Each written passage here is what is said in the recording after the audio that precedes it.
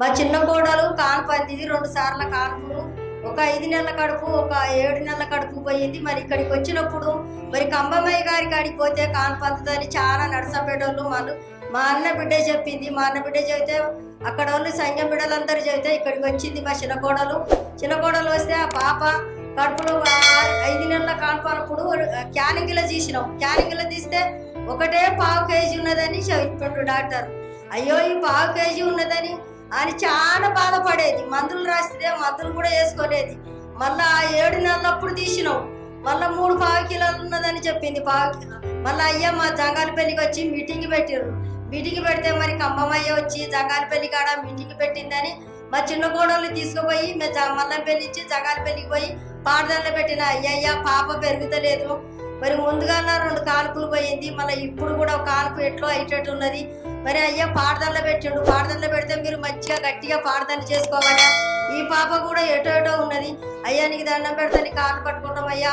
మరి ఈ పాపని పాడదల్లో మీరు పెట్టుండ్రి. ఈ పాప మంచిగా అయితే ఒక సాక్ష్యం చెబుతా అయ్యా. నీ కాడికి వస్తే పాప మంచిగానే అవుతుంది. నీ దేవుడు, నీ మంచి దేవుడవు నువ్వు నాయన అని మేము ఎంతో సాక్ష్యం ఇక్కడికి రోజు పాడదని చేసేది. నేను ఈ కమ్మమయ్యా కానీ మంచిగా అవుతాడు అని నేను ఎంతో సాక్ష్యం చెబుతా అని చెప్పుకున్నా.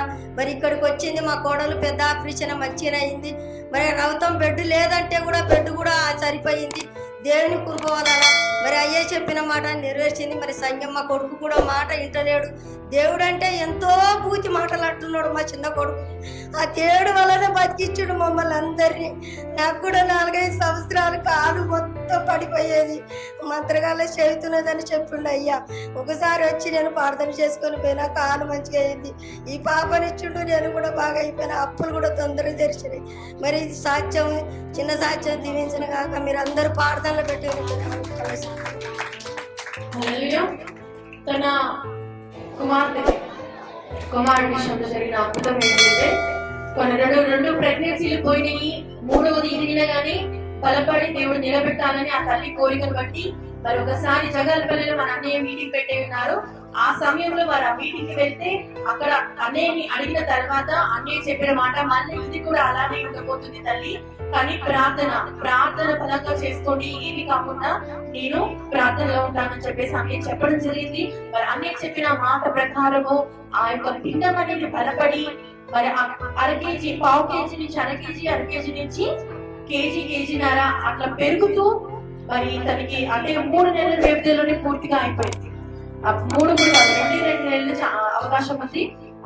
డెలివరీ సమయంలో ఆపరేషన్ చేసి బిడ్డను తీశారు, కానీ రక్తం లేదు అని ఆపరేషన్ జరగదు అంటే ఆ సమయంలో ఇంకా చాలా కష్టపడాల్సి వచ్చేది. కాకపోతే దేవుడి దయ వల్ల అవన్నీ కూడా సమకూర్చి తగ్గి రక్తాన్ని తగ్గినట్టు కాకుండా ఆ రక్తాన్ని సరిపోయే విధంగా ఆపరేషన్ అంటే పెద్ద ఆపరేషన్ చాలా అవసరం, పక్కన ప్యాకెట్లు పెట్టుకునేది కూడా చెప్తారు. అలాంటి ఏమీ లేకుండా పుష్కలంగా బ్లడ్ ఆ సమయంలో అందింది.